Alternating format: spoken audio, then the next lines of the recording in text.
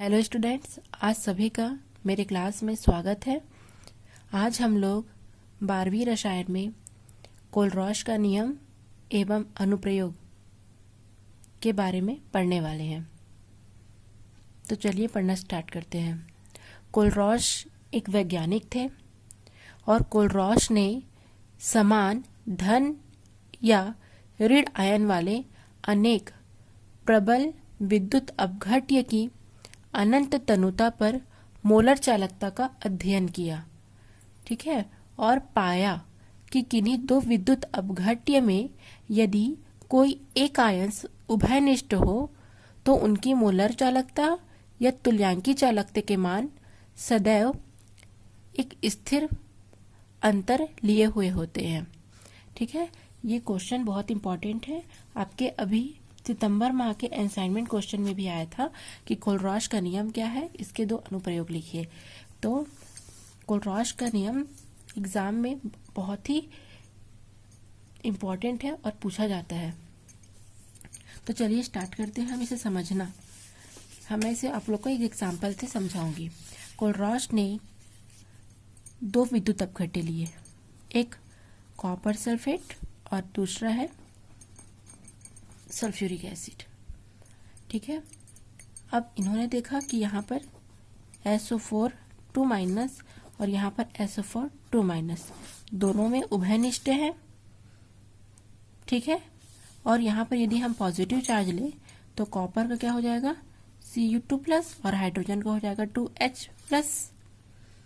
तो उन्होंने दो क्या लिए, प्रबल विद्युत अपघट्य लिए और उनमें ठीक है उन पर क्या किया, अनंत तनुता पर उनकी मोलर चालकता का अध्ययन किया। तो उन्होंने देखा कि जब वो दो विद्युत अपघट्य लेते हैं जिनमें से एक आयन उभयनिष्ठ है, ठीक है, तो उन्होंने देखा कि जो दूसरे जो धन आयन है उनमें क्या होगा, एक स्थिर अंतर पाया जाएगा। अब यहाँ देख रहे हैं कॉपर में भी 2+ है, हाइड्रोजन में भी 2+ है, तो यहाँ पर क्या है, एक स्थिर अंतर है दोनों में। ठीक है, लेकिन वो अंतर एक स्थिरता है उसमें। तो इस प्रकार से उन्होंने अपने नियम को प्रतिपादित किया। क्या लेता है नियम में उन्होंने कि किसी भी विद्युत अपघट्य की अनंत तनुता पर तुल्यांकी या मोलर चालकता उसमें उपस्थित धन आयन और ऋण आयन की अनंत तनुता पर तुल्यांकी या मोलर चालकताओं के योग के बराबर होती है। ठीक है, कि अगर कोई भी हम विद्युत अपघट्य लेते हैं और उसकी अनंत तनुता पर, ठीक है, अनंत तनुता पर तुल्यांकी या मोलर चालकता उसमें पाए जाने वाले धन आयन और ऋण आयन की अनंत तनुता पर मोलर चालकता के योग के बराबर होते हैं। इस सूत्र से समझते हैं। यहाँ पर इसको बोलेंगे लैम्डा m, ये इन्फिनिटी का चिन्ह है, ये मोलर चालकता को इससे प्रदर्शित किया जाता है। यहाँ पर आप देख रहे हैं इन्फिनिटी दोनों में लगा है, अर्थात धन आयन की अनंत तनुता पर मोलर चालकता प्लस ऋण आयन की अनंत तनुता पर मोलर चालकता के योग के बराबर होती है। ठीक है, किसी विद्युत अपघट्य की मोलर चालकता। तो जहाँ पर लैम्डा m इन्फिनिटी क्या है, विद्युत अपघट्य की मोलर चालकता को प्रदर्शित करता है। ठीक है, धन आयन का जो चिन्ह है वो अनंत तनुता पर धन आयन की मोलर चालकता, अनंत तनुता पर ऋण आयन की मोलर चालकता।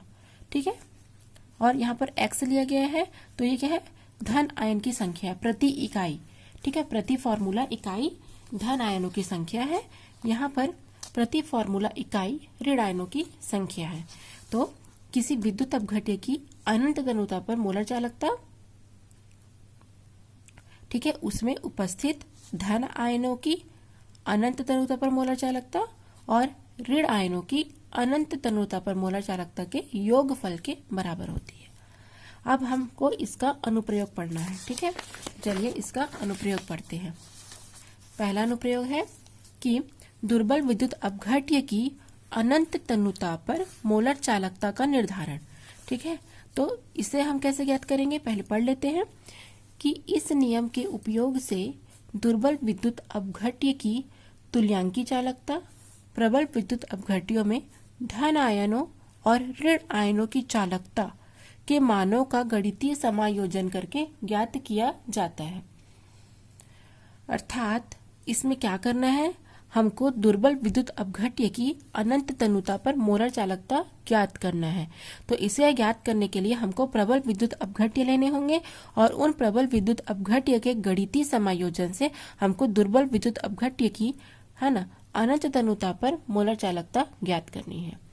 तो हमको पहले प्रबल विद्युत अपघट्य लेना है और उनमें जो धन और ऋण आयन पाई जाती है उसके में गणितीय व्याख्या करते हुए हमको दुर्बल विद्युत अपघट्य की तुल्यांकी या मोलर चालकता की गणना करनी है। तो देखते हैं, बहुत ध्यान से देखिएगा, इंपॉर्टेंट टॉपिक है, ये आता है एग्जाम में। लैम्डा एम इन्फिनिटिव CH3COOH, ये एक दुर्बल विद्युत अपघट्य है। ठीक है, ये एक दुर्बल विद्युत अपघट्य है। इसे अगर हम धन और ऋण आयनों में विभाजित करेंगे तो H+ हो जाएगा और एसिटेट आयन अलग हो जाएगा, CH3COO-। तो इस प्रकार से इसको हम धन और ऋण आयनों में विभक्त करेंगे। अब हम क्या करेंगे, प्रबल विद्युत अपघट्य लेंगे और उसकी सहायता से हम ये वैल्यू गणना करेंगे। तो क्या करेंगे, यहाँ पर HCl लेंगे, lambda m infinitive HCl plus lambda m infinitive CH3COONA, sodium acetate बोलते हैं इसको। ठीक है, दोनों को लेंगे, ये दोनों प्रबल विद्युत अपघट्य है और इसको माइनस करेंगे NaCl से। अब हम इसको धन और ऋण आयनों में विभक्त कर लेते हैं। H+ हो जाएगा और Cl- हो जाएगा। यहाँ पर Na+ हो जाएगा और CH3COO- हो जाएगा। फिर यहाँ पर Na+ हो जाएगा और Cl क्या हो जाएगा, माइनस हो जाएगा। ठीक है,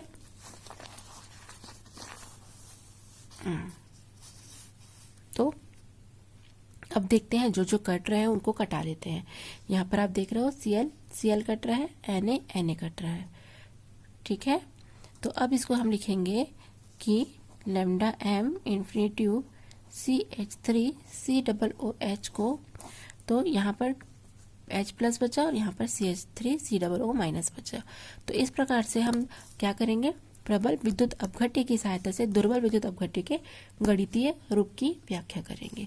तो यह आपका पहला अनुप्रयोग हो गया। ठीक है, अब हम पढ़ेंगे इसका दूसरा अनुप्रयोग,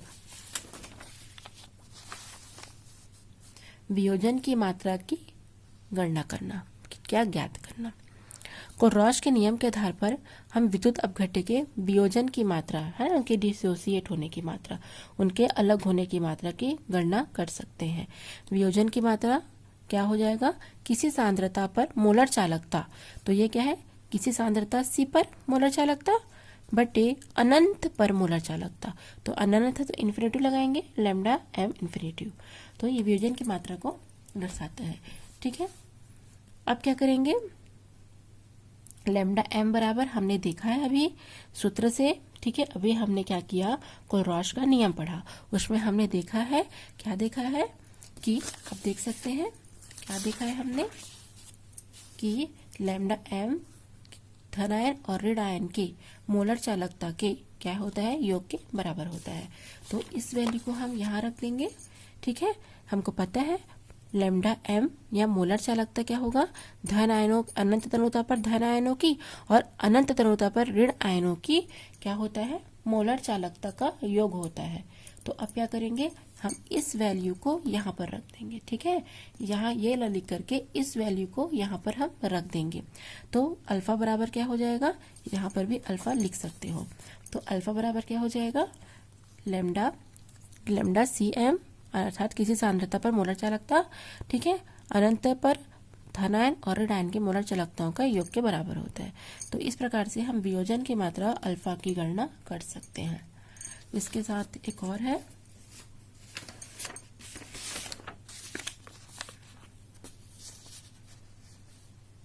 दुर्बल विद्युत अपघट्य के वियोजन स्थिरांक की गणना करना।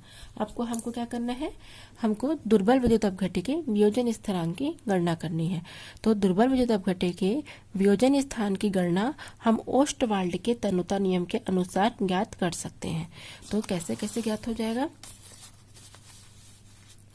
वियोजन स्थिरांक के ए बराबर क्या होगा, ये ओस्टवाल्ड के तनुता नियम से आया है। ठीक है, क्या, C अल्फा का स्क्वायर अपॉन 1 माइनस अल्फा। अभी हमने पढ़ा वियोजन स्थिरांक में वियोजन की मात्रा ज्ञात करने में सेकंड में पढ़ा था, अल्फा बराबर किसी सांद्रता पर मोलर चालकता बटे क्या हो जाएगा, सांद्रता 0 है पर मोलर चालकता, ये आया था वैल्यू। ठीक है, अनंतरता पर। तो अब इस वैल्यू को हम अल्फा की जगह पर रखेंगे, तो के ए बराबर सी और अल्फा की जगह लैम्डा एम सी और लैम्डा एम 0 और स्क्वायर लगा है इसलिए यहाँ पर स्क्वायर लगाएंगे, 1 करेंगे माइनस अल्फा की जगह फिर इस वैल्यू को यहाँ पर हम रख देंगे। अब इसे हम क्या करेंगे, सॉल्व करेंगे। ठीक है, तो देख लीजिए इसको कैसे सॉल्व किया गया है। के ए बराबर, ठीक है, इसको अब दोनों को अलग अलग यहाँ पर देख रहे हैं आप, यहाँ पर क्या किया गया है, यहाँ पर दोनों को एक साथ स्क्वायर में लिया गया है या दोनों को अलग अलग स्क्वायर में बांट लिया गया है। तो lambda m c lambda m 0 दोनों को 2 कर लिया गया, स्क्वायर है तो, और यहाँ पर 1 की जगह पर भी लघुत्तम समापवर्तक से कर लिया गया है। तो यहाँ पर lambda m 0 minus lambda m c upon lambda 0 m. तो यहाँ पर से ये दोनों सेम है, आप देख सकते हैं। तो इसका एक वैल्यू क्या हो जाएगा, कट जाएगा। तो अब क्या बचा, अब क्या करेंगे, इसको ऊपर ले जाएंगे, इसको ऊपर ले जाएंगे, ये कट गया मतलब यहाँ पर 1 है तो ऊपर इसके साथ गुणा करेगा और ये दोनों हैं वो इसके साथ गुणा करेंगे। ठीक है, तो क्या हो जाएगा, सी लैम्डा सी एम स्क्वायर और ये दोनों का इसके साथ गुणा हो जाएगा। तो लैम्डा एम 0 से क्या हो जाएगा, lambda m minus lambda c m. तो इस प्रकार से हमको ज्ञात हो जाता है। देख लिख सकते हैं आप के a equal to c lambda m c square upon lambda 0 m minus lambda m c का, जहाँ पर के ए क्या है, दुर्बल अम्ल का वियोजन स्थिरांक है, सी क्या है, विलयन की सांद्रता है, लैम्डा एम सी क्या है, किसी सांद्रता सी पर मोलर चालकता है, और लैम्डा एम 0 क्या है, सांद्रता क्योंकि पूरी 0 है उस पर क्या है, मोलर चालकता है। तो इस प्रकार से आपको 3 अनुप्रयोग और कोलरॉश का नियम आपको याद होना चाहिए, बहुत इंपॉर्टेंट है, एग्जाम में क्वेश्चन पूछे जाते हैं। ठीक है, 2 नंबर में खाली अनुप्रयोग क्वेश्चन आते हैं कि कोलरॉश के नियम के अनुप्रयोग लिखिए। तो आपको इसको अच्छे से क्या करना है, तैयारी करके आपको नोट्स बना करके रखना है। Thanks for watching.